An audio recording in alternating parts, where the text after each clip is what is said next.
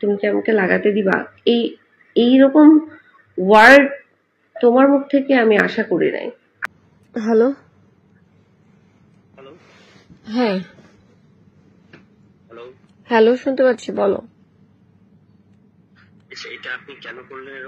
আমি কিছু করি নাই ভাই, আমি ঘুমাচ্ছিলাম।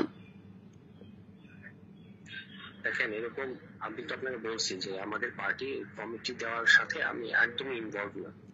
আরে তুষার, তুমি আমার কথা শোনো। আমার যেটা মনে হয়েছে, যেটা বলতে চাইছি, সেটা আমি তোমাকে একা রুমে ডেকে কথা বলছি, বাস শেষ। এখন যে এটা আমার নামে ছড়ানো হইতেছে, আমি জানি না, আমি জানি না ভাই। আমাকে জাস্ট তুমি আমাকে পাঠাইছো, আমাকে ফয়সাল ফোন দিচ্ছে, তো আমি ফোনে ঘুম ভাঙছে, এন্ড দেন আমি লিঙ্কটা শুনলাম।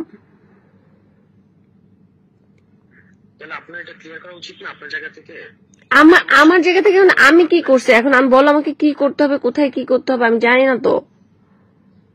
আপনি একটা ফেসবুকে লিখতে পারেন। কি লিখবো বলো? এই ফোন কলে মানে আমার দিক থেকে এরকম কোনো অভিযোগ নাই যেটার কথা বলা হচ্ছে, এই যৌন হয়রানি। আরেকটা হলো যে এই ফোন কলটা খুব উদ্দেশ্যপ্রণোদিত ভাবে মানে কাটছাট করে ছাড়া হয়েছে।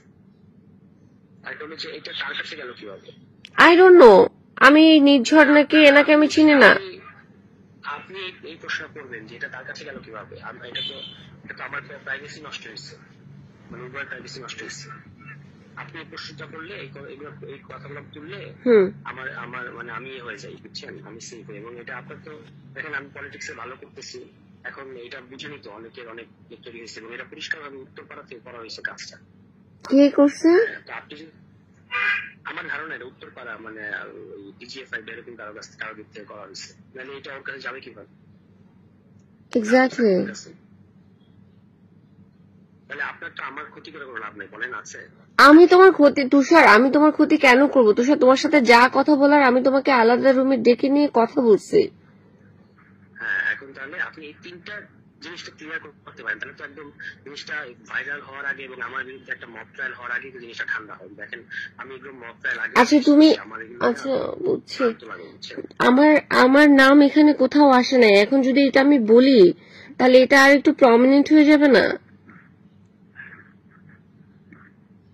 না, কিন্তু এটা সবাই বুঝতেছে, আপনি আপনার ছবি দিতে দেখেন না, আমার নাম এখানে নাই। আমার ভয়েস কয়জন চিনে? না না, এটা বোঝা যাচ্ছে যে আপনি, আমি অবশ্যই না, শুনো, এখন শুনো। আচ্ছা, আমি একটু লেলিন ভাইয়ের সাথে কথা বলে নিই। লেলিন ভাই, আমাকে একটু সময় দাও প্লিজ। আমি একা এভাবে কিছু ডিসিশন নিতে পারবো না। আমার মাথা এখন কাজ করতেছে না। আমি রাত্রে বেলা 1টার সময় বাসায় আসছি এনসিপি থেকে।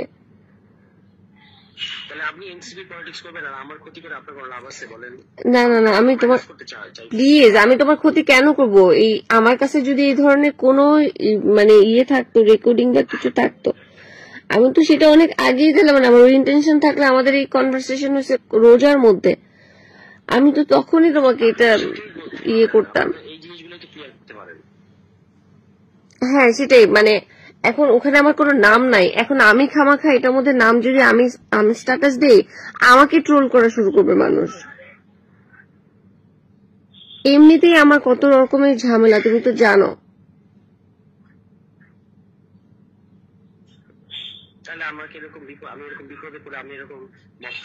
না, তুমি জিজ্ঞেস করো যে এটা কোন নেত্রী বলছে এনসিপির এরকম কমপ্লেন করছে, তার নাম বলা হোক।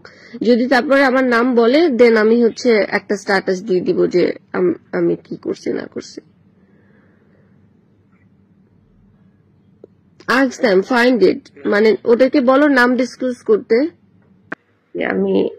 তুমি কি আমাকে লাগাতে দিবা, এইরকম ওয়ার্ড তোমার মুখ থেকে আমি আশা করি নাই। I am just surprise. Okay, এখন কি তুমি এটা দিয়ে তোমার আগে আমার সম্পর্কে যা যা ইমপ্রেশন ছিল সব কিছু কি মুছে ফেললা? আমি সারপ্রাইজ। আমি এতটা ডাম, যখন তুমি আমার কাছে বারবার ছবি চাইছিলা, আমি ভাবছি যে কেমন আছে না আছে জানার জন্য, যেহেতু তুমি আমাকে দেখছো। এটার জন্য এটার পেছনে অন্য কোনো ইন্টেনশন, এটা জাস্ট আমার যাকে আমার ভালো লাগে তাকে আমার দেখতে ইচ্ছা করে, এই ভালো লাগে মানে আবার ওই রকম না, মানে আমি যাকে পছন্দ করি যার সাথে আমার একটা মিল আছে, দ্যাটস ইট। এটার পেছনে অন্য কোনো ইন্টেনশন কিছু না, প্লিজ। না আমি তো তোমার এই হঠাৎ চেঞ্জ দেখে খুব অবাক হচ্ছি। Because of you.